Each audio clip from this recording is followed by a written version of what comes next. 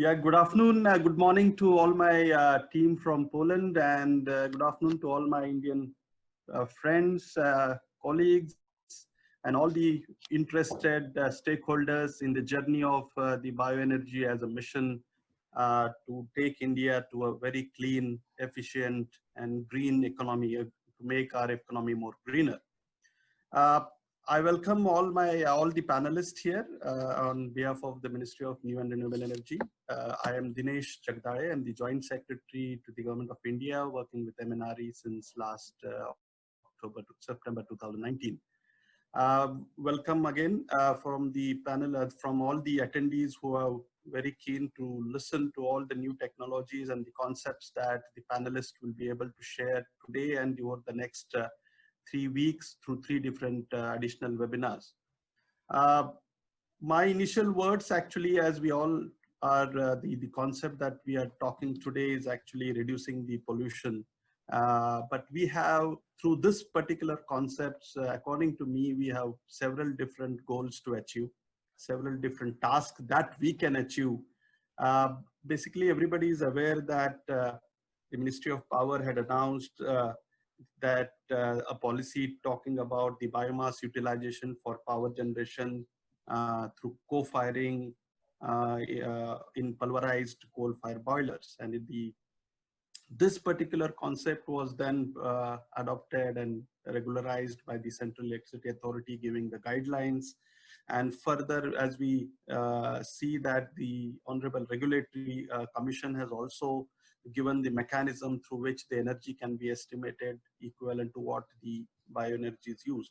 So there has been a regulatory framework. We consider the co-firing as green, and that has given a tremendous impetus to the industry which is working on biomass supply chain. When I talk about this, we have various missions. As I said, India is committed to reduce the carbon intensity, as we are all aware, to the levels to the levels of 33% below to the base level of 2005. We have we also have to see that the problem that we face around about burning of the paddy straw or any other biomass in the fields has created a tremendous level of pollution that has to be reduced. We also have a very ambitious program of doubling the farmers' income, as Honorable Prime Minister keeps on guiding us, that there has to be avenues that we have to create as a ministry so that the biomass that is surplus, and when I talk of surplus, we have certain reports that I refer to the report from the TIFAC 2018, which says about 178 million tons of surplus biomass is there in India, which can be used for such purposes. So we as a ministry are trying to find out what are the different avenues that we can provide to the farmer, to the developer, to the entrepreneur, and to the, in fact, to the power producer as well. So one of the elements that we are talking today is co-firing. Now, when we talk of co-firing, we are aware that India has a tremendous installed thermal potential.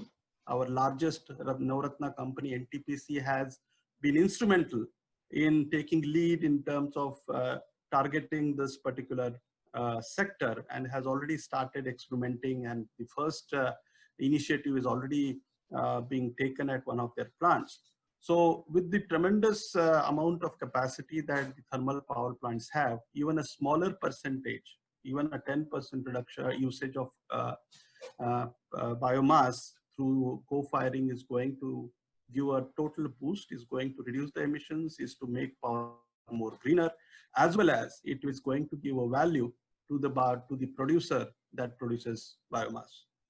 So with this few words, I don't want to take more time, but would be keen that through this webinar platform and our cooperation with the European Union, which has taken a lead in coming out with various technology options that the Indian power plants can take, we'll be keen to learn. We will keen to acknowledge what's new. Here one should understand and recognize that we are committed to use and promote biomass as a co-firing resource. We are committed to use biomass as a source of steam, heat, gas, which is we do have programs, and we have entrepreneurs, and I see some of them in this group who are experimental and do contribute to India's growth story on biomass by producing efficient supply chain, by producing steam as one of the resource from biomass, and the world has taken attention on this.